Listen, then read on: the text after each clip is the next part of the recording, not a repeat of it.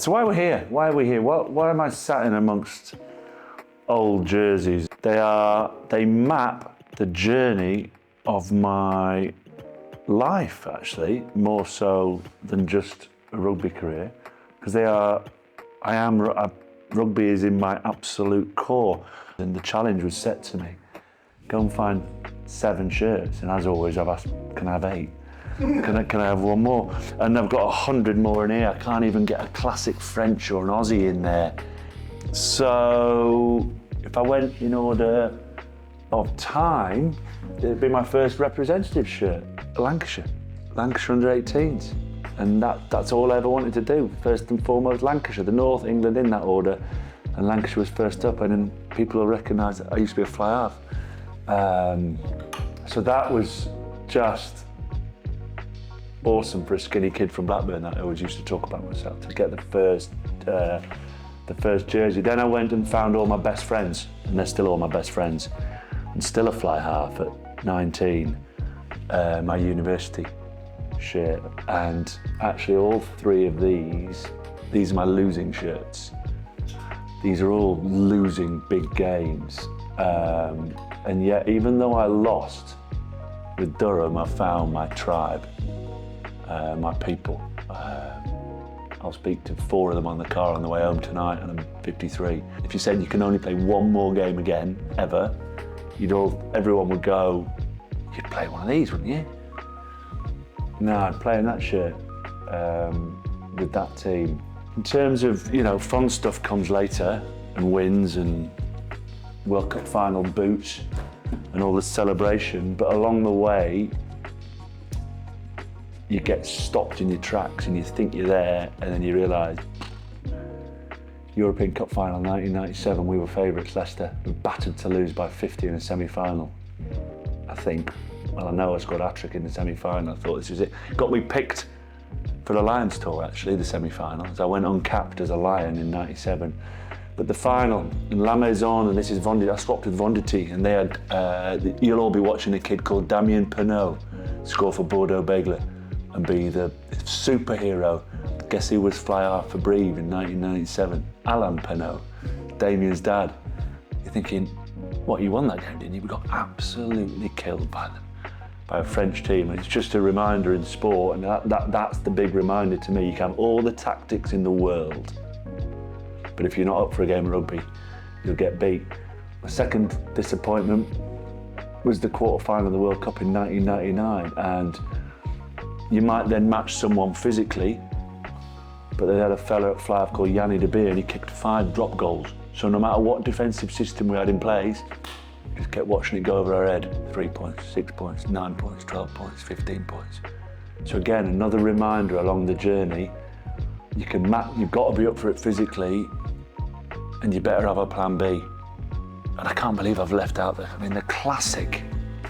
Look at that, you could wear that now, couldn't you? The classic French 3-stripe Adidas shirt. That is an absolute keeper, but doesn't get on there. I grew up thinking the All Blacks were the greatest team in the world.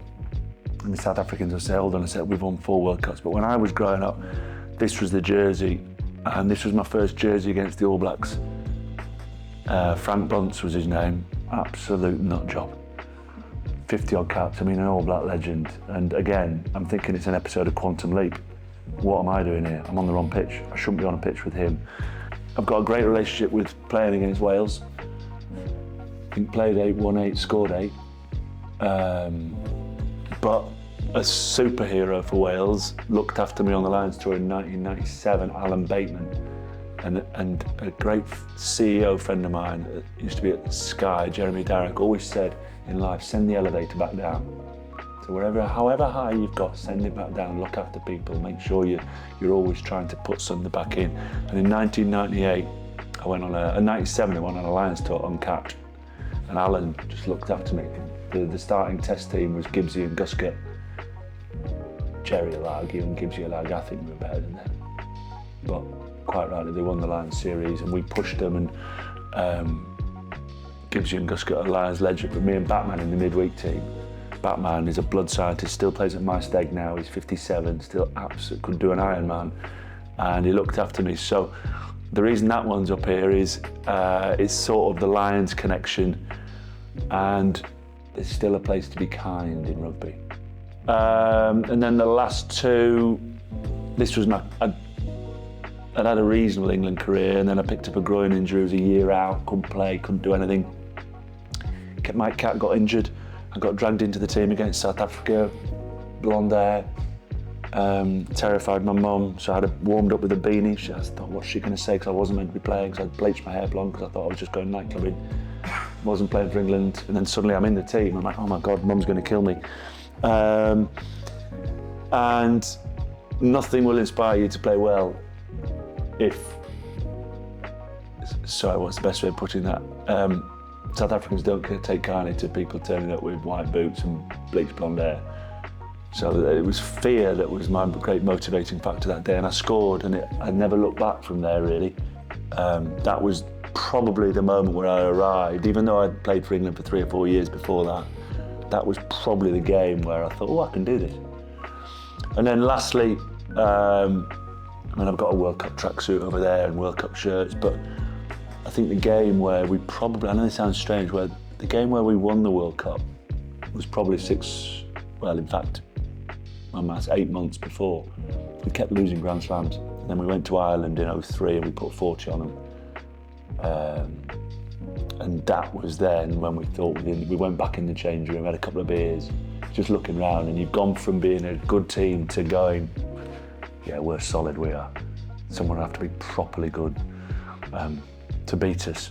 And then there's pieces of stash that you keep, and this is my dad's England tracksuit from '83, '84, the original purple number. And this. I still go out in this. This.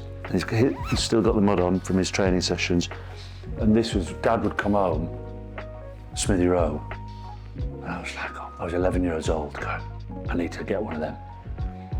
And they stopped doing them. They should bring them back. But Dad gave me this. And this as a kid, you're like, oh, these are nice. But this is the one I always wanted. Then you've got, I look like Joey Tribbiani from Friends. And this is another keeper for Vinted. This is the '97 Lions tracksuit. And you can see, because there's 38 on the tour, goes in the laundry, they're all the same. So it comes back and it's dead simple. And that one, and then I won't put the last one on, but this is a sort of, I've always been a collector of signatures. Well, you can obviously see with Brian, this is the tracksuit where I sang the anthem in for the World Cup final. And I got all 31 lads just to sign it and then tuck it away, and it's not going anywhere. Some piece of kit you go to old schools, like Stonyhurst have one, and Sedbergh have one, and Preston Grasshoppers have one, and Waterloo have one. You slowly give shirts away, but there's other little bits of kit that you just, I don't know, maybe when I'm in a care home, and Archie and Matilda, when I'm in a care home when I'm older and the kids come and visit me, we get them out, and some people talk about certain songs bring old duffers back to life and they go back to it. I think what will bring me back to life when I'm losing my marbles is they'll bring out an old tracksuit or an old shirt. Like, oh yeah, I remember I slid off Johnny on an outside shoulder. They overread it, Bram van Straten, who was the 10 on that one. He showed me a soft one. I stepped Vossi on the inside, bang, scored. Where you go, Batman in '98, he scored the first try and we won 60 points to 24. I scored my first try for England. We called Slice. I drifted wide, Jerry went up the middle, David Rees on my inside, Step Jenks, bang, under the post, big smile, here we go. Bunce, Old Trafford, fucking hell, it was like tackling a moving train. Scored 2 in that one, up the right-hand side. I got a bit of abuse before the game because we stood on the wrong side for the national anthems. But we took a stand and we didn't move, and it created a political incident. Mary McAleese, the red carpet, the Irish stood the same side as us, but we wouldn't move because Jono said today, nah, they asked the referee to ask us to move, they asked us, government security asked us to move. We said, we ain't moving. We're not moving. So we stood on the side because we'd won the toss, we were playing that way. No, this is our side. Irish wouldn't come out, the game was delayed. In the end, they couldn't back down, so they went to all 44 lads lined up in one half of the pitch. We got accused of making a political incident. Actually, it was Jono going, no, today's a line in the sand. That losing a final in Europe, you almost give all those up. Can I have another crack at doing that? Playing against some of the greats, understanding there's different ways to win a game of rugby. And I tell you who scored in that one, who's no longer with us. Joost van der Vesthuizen nipped inside me up the right-hand side. About 3 of us tried to stop him. Bang, so strong. So each one of those immediately just takes me back, gets me talking shite about my old career. Yeah. Right, they've got to go back in a certain order.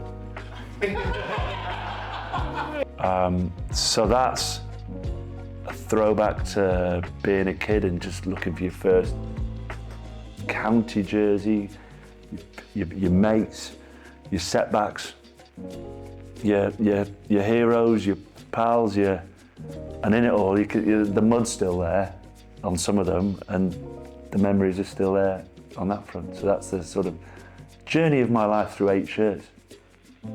Nice.